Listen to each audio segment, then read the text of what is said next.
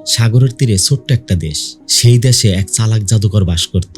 একদিন সে মাইক দিয়ে ডেকে সবাইকে এক জায়গায় দাঁড় করালো। তারপর বলল, আজ তোমাদের আমি এমন এক জাদু দেখাবো যা তোমরা কখনোই দেখোনি। আজকের পর তোমাদের জীবন পরিবর্তন হয়ে যাবে। সবাই আগ্রহ নিয়ে জাদুকরের জাদু দেখতে থাকলো। হঠাৎ সে একটা লাল কাপড় নাচাতে লাগলো আর বলল, এই কাপড়টাই হলো আসল জাদু।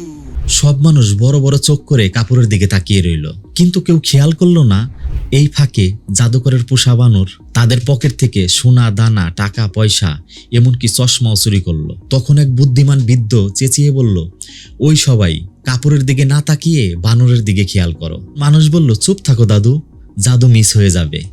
জাদু শেষে জাদুকর চলে গেল, সাথে বানরও। মানুষ তখন দেখলো পুরনো সমস্যা যেমন ছিল ঠিক তেমনই আছে, শুধু নতুন করে সবার পকেট খালি হয়ে গেছে।